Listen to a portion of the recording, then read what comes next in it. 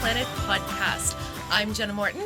And I'm Tosh Taylor. Thanks for joining us today. We have an incredible story today. Every time we bring a guest on the podcast, we always make sure we bring the most incredible people ever, right? Yes. Right. Yes, if we've invited you, we think a lot of you. That's very true. That's very true. So today we have with us Kim Plume Marr. And Kim, you are an incredible mother and a very, very talented educator. But today we are here talking about your extraordinary parenting journey. Okay. Awesome. So let's just start at the beginning. You've started an amazing blog, yes. But there was lots happening before the blog ever started. Yes. So the blog started when my youngest was born, because she was born with some special needs. But I created the blog many years before, thinking I would start writing at some point, but I really had nothing to start that writing, no reason to write. So, but we started our parenting journey 15 years ago as foster parents. When we thought that we weren't going to have our own biological children, we started fostering. So that's how our parenting journey started. And we had 25, 25 kids in and out of our home over the course of 5 years, either for one night stays or weeks to 6 months stays. So that's how we started. Wow. 25 children. Yep. Now, That's a lot of kids. that is a lot of kids. And Not all at once. No, No, but still, that's a lot of kids to bring through your Yes. life. Yeah.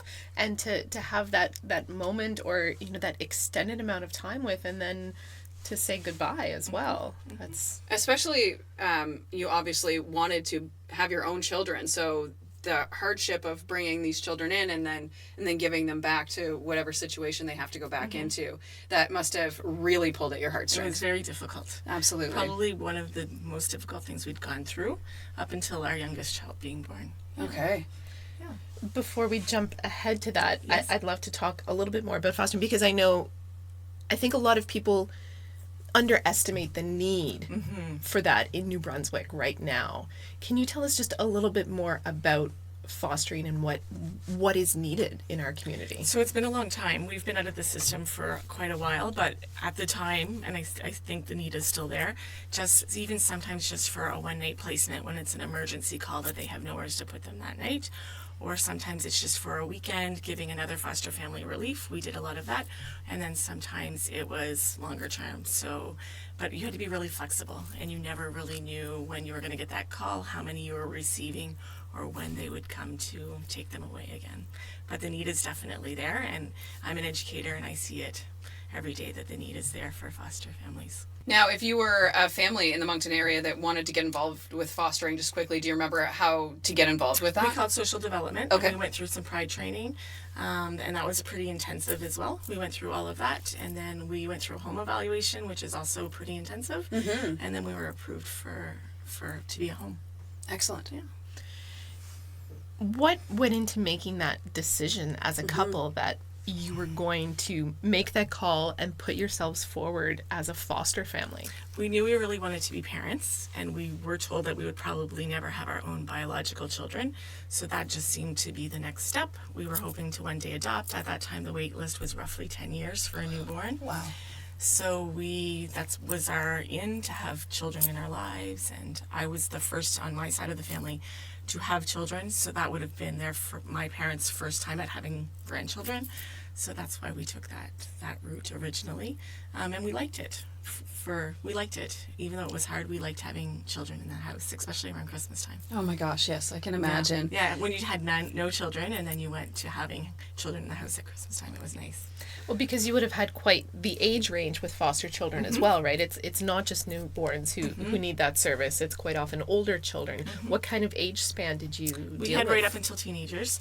A lot of newborns that we would get calls to go pick up at the hospital and bring them home. They usually didn't tend to stay as long. Sometimes, again, it was just overnight or until a family member was found that could take them. But we had all ages. We had families of 4. We had a family of 5 once. Whoa. Wow. It's a good thing you guys have a big house, eh? We don't have a big house, actually, but it worked. Because sometimes it was just for a few nights. Right. So Yeah, you make do. You made it do. Whatever. Yeah, absolutely. So when this whole time you're fostering, you're still on trying to have your own family. How did that happen? So we went through in vitro at Conceptia twice. We went through fertility treatments, and neither worked, and so we just kept plugging away. And then finally, I remember driving home. I was teaching in Petticodiac at the time, and I remember carpooling home with someone and saying, okay, well, if it's not meant to be, and I'm okay with that. And I can just remember the feeling of release. I'll never be a mother. I'll never have biological children, and that's okay. And 3 weeks later, I found out I was pregnant on our own, with no fertility treatment or anything. Oh my gosh. So, and we had been pregnant before, but we had lost them. There had been numerous miscarriages, but this time there was a heartbeat. Oh. And we went frequently for ultrasounds, and I was put on a daily needle, blood thinner, to keep from blood clotting. Okay. And Griffin came, yeah. But it was a long 9 months. Yes, it is the longest 9 months. When you're a high-risk pregnancy, it is the longest 9 months of your life. And Griffin is now 9. He's 9, yeah. Almost 10, yeah. Wow. Incredible.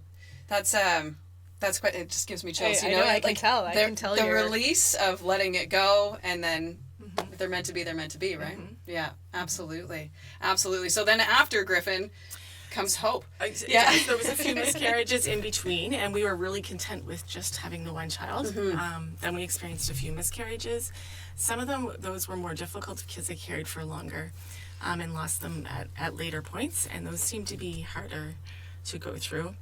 And again, we just thought, okay, well, we'll just have the one, and that's okay. And right before Griffin turned 5, I found out I was pregnant with Hope. And again, same thing, we went for frequent ultrasounds, and the heartbeat kept going, and then we got to the 12 weeks, and the heartbeat was still going, and those milestones, 12 weeks, 14 weeks. So, and then she came out with a big personality. Yeah. Yeah, Hope has a big personality, and she came out that way. So, yeah. That's good. I hope she keeps that. Yeah. It's a big one. It's a big one. And then very quickly after Hope came Robyn. So they're very close in age. They are very close in age. I extended my mat leave. It was before the 18-month mat leave, the federal 18-month mat leave, but I extended my mat leave because I was to go back in May, which is an awkward time to go back when you're a teacher. I was the vice principal at Edith Cavell at the time. So I'd extended my mat leave until September or end of August. And I just got back to work, and the principal had gone off on a leave.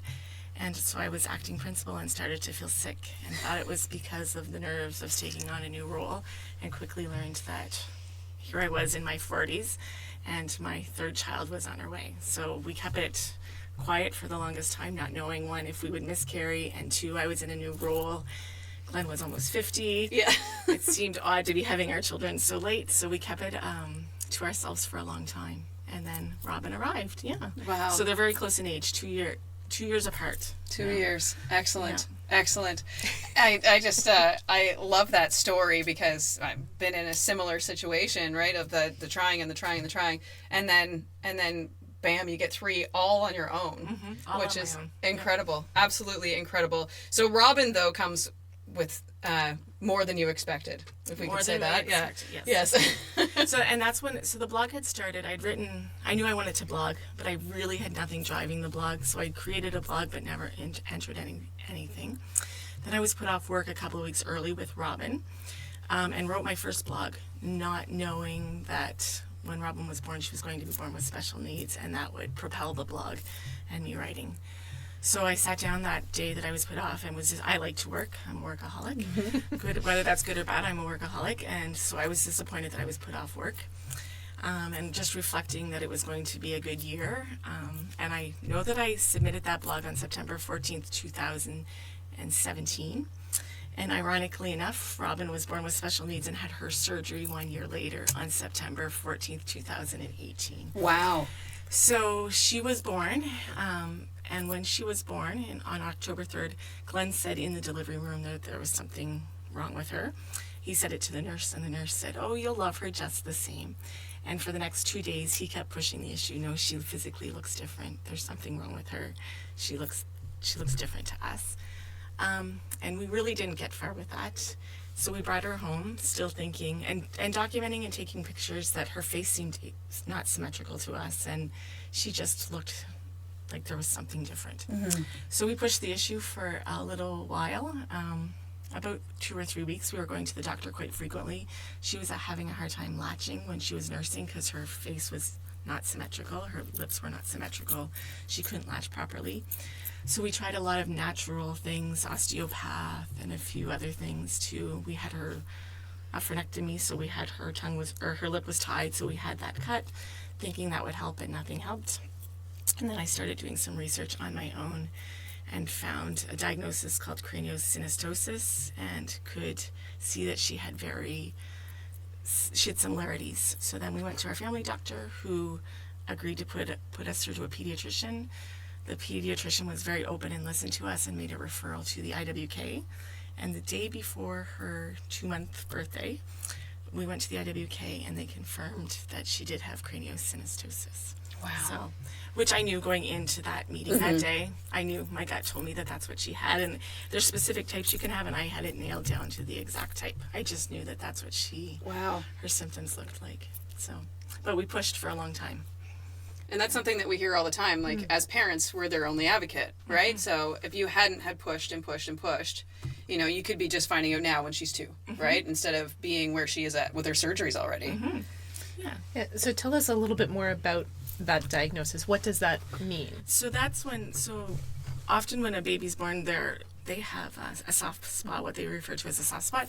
So the sutures have not fused together, and that allows the brain to grow. One of hers, luckily only one, was fused, her coronal one, which is right, and she's left coronal. So it was fused, which meant it pulled her skull back, so the eye socket around there that's why her eye was always open, because it was pulling back. And they call it a harlequin eye, so a little bit like the Rock.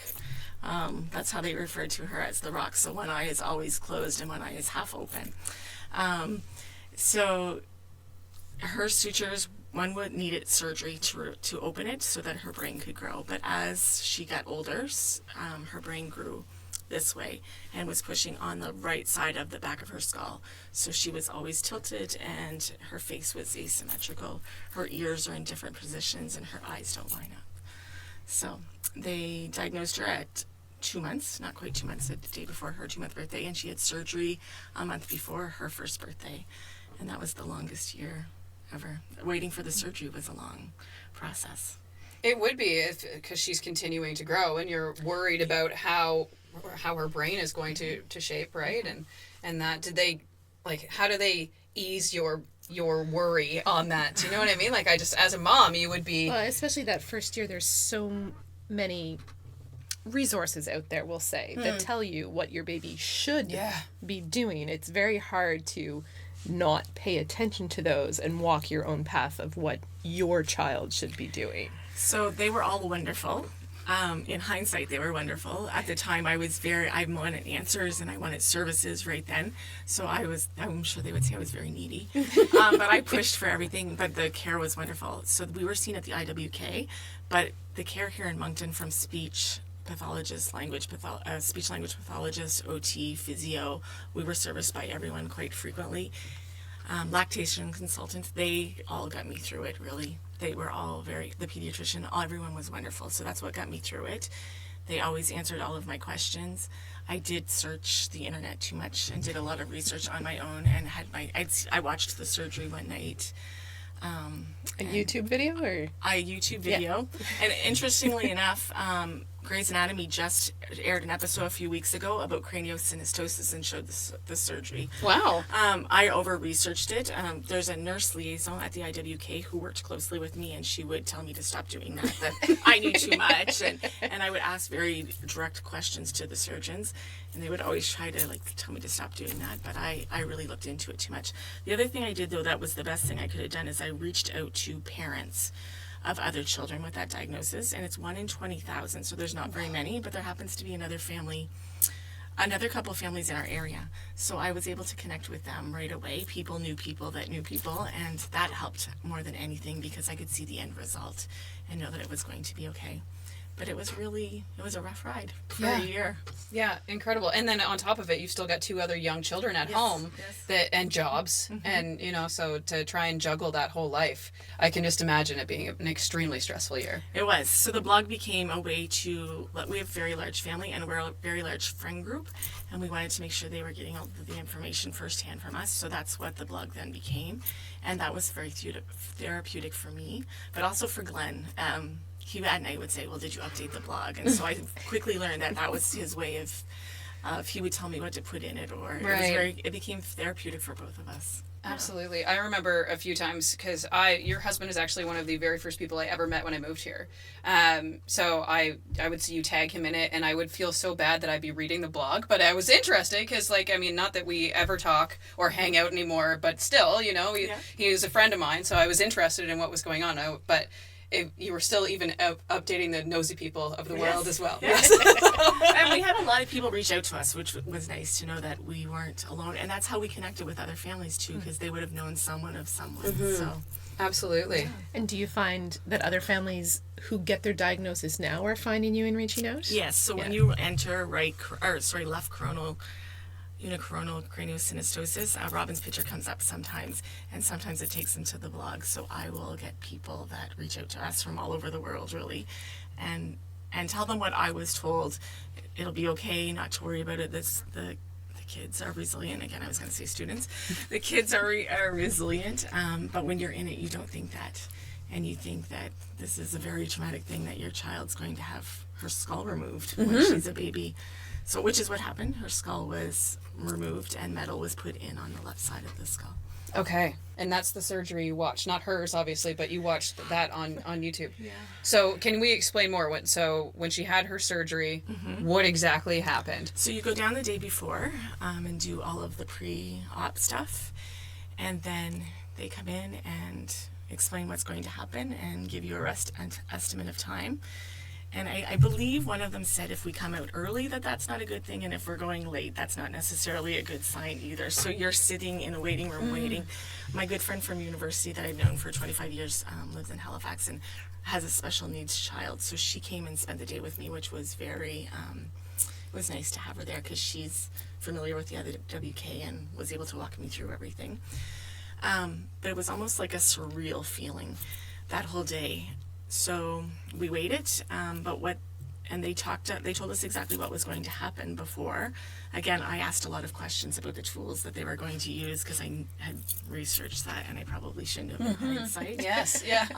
But they use power tools to cut through the skull. So, and that's all I could imagine in there. Your tiny baby and power tools. Yes, yes, absolutely. So that's what they do. They pull without being too graphic, they pull the skin down and then take off the left side, in her case, the left side of the skull, and replace it with parts of the skull, some metal, another compound that they explained to us that will dissolve over time. Okay.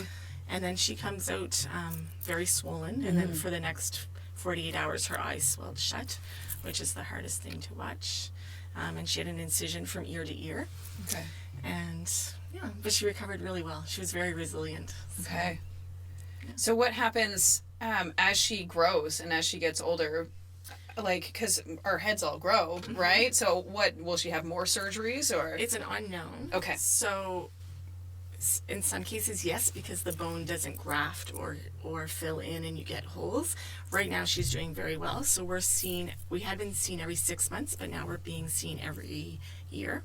So we'll see. We were just there in the summer, so we're going back again.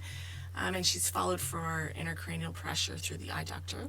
And so that's our next checkup to make sure that there's no pressure. So those are the things that they monitor, and then they check the skull. But things seem to be going well so far. They're going really well. Excellent. She seems very resilient, so I think that you guys are set from but that's just my opinion. She is very resilient. She smiled the whole way through. Wow. And it was a blessing that it was my third child, because I was much more easygoing with my third than I was my first. I was a little bit of a helicopter with my first. Yeah. So, So I needed that. I needed it to happen with my third. And she's much more easygoing. And she's an easygoing child. Yeah. Because I'm much more relaxed with her. Absolutely. So that made everything much easier. Jenna knows all about that with 3 as Yes. well. Yeah. By the time the third one comes along, it's... But it's the same thing. If you go through those kind of traumatic situations with a first, I think for many people, it's that much more traumatic because it's all new. Whereas if you have that baseline of your first child, you know, going through the normal steps, you get rid of some of those first jitters. And so when you have to go through something larger the next time or later, you have that like, okay, yeah, we can do this. We made it through before. We can make it through with challenges. You know, our boys had surgeries and different things as well. And so, yeah, that if we hadn't had that first experience, the second would have been so different. Yes. And it's so hard to try to put myself in the shoes of someone dealing with those kind of diagnosis with a first child. Yes. Yeah. It must be so much more. I need it to practice the first 2 times to get through the third. Practice. Do you tell Griffin that you're a practice I'm child? a slow learner, so... Before we wrap things up, there is a fundraiser in town that you and Glenn like to be a big part of because of the IWK and the Ronald McDonald House. Yes. That you guys have obviously used the Ronald McDonald House in Halifax. So what is that fundraiser that's here in town? The PJ... The Pajama Walk. Okay. Yeah. Okay. So we participated for the first time this year, and we thought, oh, we'll just maybe post it on our Facebook and get a few donations, but we actually raised $1,500 that was without trying. Wow. Yeah. So next year we're going to make a real effort to try, but the Ronald McDonald House was excellent because it was a place for Glenn to stay. Specifically, he stayed there the whole time and would come back during the day, but he's someone that needs his space. So I was in the hospital the whole time, but he would go get rested and then come back, and it was really instrumental for us and a big relief that we were accepted in, because you never know when you're going down if they're going to have room for you. But That's true. Yeah, That's very true. And it's Yeah, a tremendous resource. It is a tremendous resource. Yeah, even the room here at the hospital, I know that was our place. We spent a lot of time at the Ronald McDonald room that the Moncton Hospital has. And yeah, to know that resource exists for people that need to travel it really is priceless and immeasurable, and everyone should help in any way you can. Yeah, absolutely. If you don't have money, the one here at the hospital will take your time to come help. Right. That's very true. Yes. Food donations too, right? Don't Yes. they take food Yep. donations? Yeah, and they everything? quite often will post what food that they're looking for. Yeah, and I know they do the same thing for the house in Halifax as well, which is, yeah, it's a fantastic spot. And just getting to know the other parents and knowing that you're not alone and sometimes hearing their stories makes you put things into perspective with your own journey. Yeah, That's very true. yeah, and so the PJ Walk happens every June, Okay. right? Yes? Yes. Yes, Yeah. sure. Well, the last I don't 3 remember- years. I I gotta go the last don't 3 years. remember It's what been in month June. it is. They all went together, but sure, it was June. Just so people are watching, oh, when is this? It'll come. Yes. We'll let you know. Yes. It should be in the spring. I believe the last 3 years it's happened in June, and they've been slowly expanding to different cities as well. So I think Moncton, we've had it 3 or 4 times now. I can't remember exactly how many. Well, and it's great for kids if you have My kids like love it. yeah, for our kids love it too. Yeah. For families it's a great activity. Yeah. There's lots to do. You wear your PJs, you walk around the park, you get some pancakes, and you meet incredible people. Pancakes. Pancakes. Yes. All right. Excellent. So let's remind people where to find your blog if they'd like to follow along, if they want to go back and see some of what you've written. Sure. The blog is called Just Breathe Hope Today, and it's on WordPress. It hasn't been updated in a while. I haven't had a lot of time to update it, but she's doing well. Our last update, I think, was at the 1-year post-op. So that's where they can find it if they want to read more about it. Yeah, especially someone may know somebody listening today Exactly. that is just starting on that journey, and you guys will be extremely helpful in that, especially if they just read the blog or reach out. So Yeah, reach out anytime because that's what helped us was people reaching out to us. excellent. Thank you so much. No problem. Thank Thank you for you. having me. Absolutely. And thank you for listening and for watching. You can catch us on Rogers on Monday nights That's and right. then repeated throughout the week. And of course, if you're listening, we're on iTunes, we're on Spotify, and through the website, Pickle Planet Moncton. That's right. Don't forget to subscribe.